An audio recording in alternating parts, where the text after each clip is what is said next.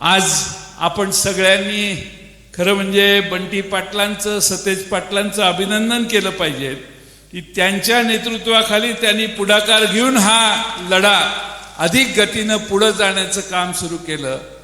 आणि मी पहिल्या दिवसापासून सांगतोय, एकमेव लढाईत शेवटपर्यंत जर कोण टिकणार असेल तर ते राजू शेट्टी टिकतील।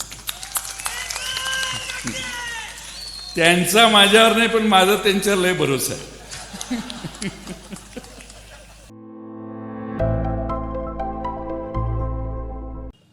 आज महाराष्ट्रासमोरच्या आणि देशासमोरच्या सगळे प्रश्न संपले अशा आविर्भावात हे सरकार आता हे शक्तीपीठ करायला लागले। आणि म्हणून महाराष्ट्रातल्या या सगळ्या जिल्ह्यातल्या सामान्य जनतेचा या शक्तीपीठाला विरोध आहे। आधी हा 802 किलोमीटरचा रस्ता होणार होता, आता म्हणे 856 किलोमीटरचा होतो। रस्त्याची लांबी कशी वाढते? पण एका मंत्र्याला वाटलं माझ्या गावात आला पाहिजे, म्हटल्यावर तिकडे जायला लागला रस्ता। मग ते पंढरपूर लांब गेलं तरी चालेल, पण मंत्र्याच्या गावाकडे रस्ता गेला पाहिजे का? तर आधी तिकडे जमिनी खरेदी करून घेतल्यात, त्याची भरपाई बऱ्यापैकी आपल्याला मिळावी। आता माणसं या रस्त्यावर झाडं लावायला लागली आहेत का? तर आपल्याला तिकडं नुकसान भरपाई मिळेल म्हणून। असा एक वर्ग आहे। आणि दुसरा वर्ग आहे की जो अल्प भूधारक आहे, ज्याला आहे ह्या जमिनीशिवाय दुसरी जमीन नाही। रस्ता मधनं गेल्यावर गावाचे दोन भाग होतात, इकडचं पाणी तिकडे जाऊ शकत नाही, तिकडचा माणूस इकडे येऊ शकत नाही।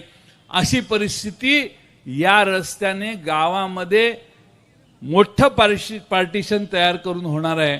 आणि म्हणून या अशा रस्ते दुसरे असताना आपल्याला अशा गोष्टींची आवश्यकता नाही, ही धारणा आहे। बरं, काही लोक आता फिरतात, अरे पैसे मिळतील ना तुला, तू का काळजी करतो, तुला मिळतील। बाजार भावाच्या पेक्षा रेडी रेकनरचे दर कमी असतात, कायम लक्षात ठेवा। शिये भुयेतनं एक रस्ता गेलाय, त्यातला एक माणूस मला परवा भेटला। तो म्हटला, साहेब भाषणं झाली, बाजार भावानं रस्ता देत 5 पट देतो, पण आम्हाला आमच्या रेडी रेकनरच्या म्हणजे बाजार भावात गुंठ्याला 10-12 लाख रुपये आहे, रेडी रेकनरला 80,000 आणि 1 लाख रुपये, त्याच्या प्रमाणात आम्हाला पैसे मिळाले। त्यामुळे एकदा सही तुम्ही केली की तुमचे पंजोबा जरी वरनं खाली आले तरी जमीन जाईल। त्यामुळे विचार करा।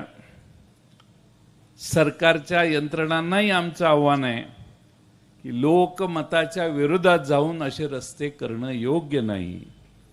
लोकांच्यात क्षोभ वाढतोय, लोक तुमच्या विरोधात हजारोच्या संख्येने एकत्रित येत आहेत। आणि एवढा विरोध असताना आपण असे रस्ते जर करायला लागला तर आज थोडीशी लोकप्रियता जी आहे ती पण हळूहळू कमी होण्याची शक्यता आहे। आज आपण सगळ्यांनी खरं म्हणजे बंटी पाटलांचं सतेज पाटलांचं अभिनंदन केलं पाहिजे की त्यांच्या नेतृत्वाखाली त्यांनी पुढाकार घेऊन हा लढा अधिक गतीनं पुढे जाण्याचं काम सुरू केलं। आणि मी पहिल्या दिवसापासून सांगतोय, एकमेव लढाईत शेवटपर्यंत जर कोण टिकणार असेल तर ते राजू शेट्टी टिकतील। त्यांचा माझ्यावर नाही पण माझा त्यांच्यावर लय भरोसा आहे।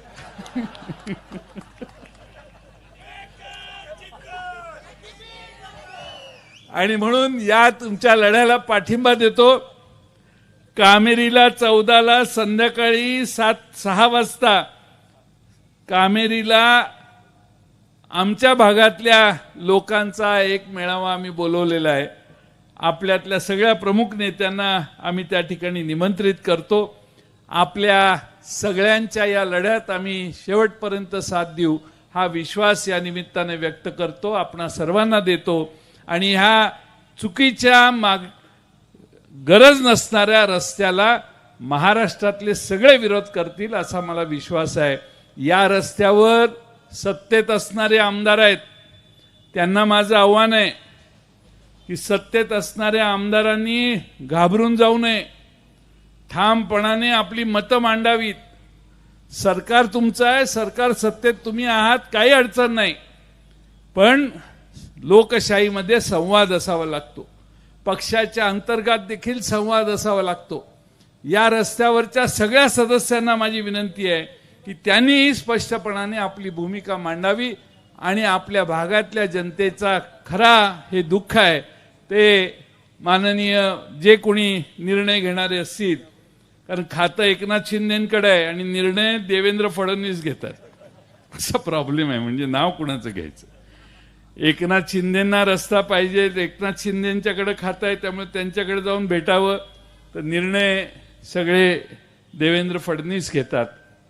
आणि म्हणून या दोघांना आमची विनंती आहे की या मोर्चापासून बोध घ्यावा आणि हा शक्तिपीठाचा आग्रह सोडावा. एवढीच विनंती या निमित्तानं आवाहन त्यांना मी आपल्या सर्वांच्या वतीने करतो. जिल्हाधिकारी देखील योग्य असे अहवाल देतील आणि या जिल्ह्यात मोजणी करणं अशक्य आहे याची माहिती वर देण्याचं काम करतील. कोल्हापूर जिल्हा हा एकमेव जिल्हा असा आहे महाराष्ट्रातला की या जिल्ह्याची ताकद आणि महाराष्ट्रातल्या कुठल्याही जिल्ह्याच्या ताकदीपेक्षा फार वेगळी ताकद आहे. या जिल्ह्यातली जनता ही प्रामाणिकपणाने एकदा लढाई हातात घेतली की सोडत नाही. छत्रपती शाहू महाराजांची ही भूमी या चुकीच्या पद्धतीच्या होणाऱ्या व्यवस्थेला विरोध करेल असा विश्वास व्यक्त करतो. मला सातारला स्थानिक स्वराज्य संस्थेची सभा आहे आणि ती सभा 3:30 पावणे 4ला संपणार आहे. 4 शेवटचा टाइम त्यांनी दिलाय आणि म्हणून मी सतेज पाटील आणि राजू शेट्टी आणि सगळ्या संयोजकांची आधीच परवानगी घेतलेली आहे. त्यामुळं आपल्या सगळ्या आविष्कार इन्फ्रा तुम्हाला देत आहे विविध लोकेशन्सवर NA प्लॉट्स आणि प्राईम फ्लॅट्सचे प्रोजेक्ट्स. नंदिनी जाधव नगर, शांत निवांत कोल्हापुरात घर म्हणजेच नंदिनी जाधव नगर. मल्हार रामगिरी, तुमच्या स्वप्नातील बंगल्याची पहिली पायरी. मल्हार रामगिरी हातकणंगले. पॅनोरमा हिल्स आंबा, सह्याद्रीच्या कुशीत निसर्गाच्या सानिध्यात तुमचं स्वतःचं farmhouse. Padmavira city Jaysingpur, एक आधुनिक लाईफस्टाईल देणारा 1 and 2 BHK होम्सचा प्रोजेक्ट.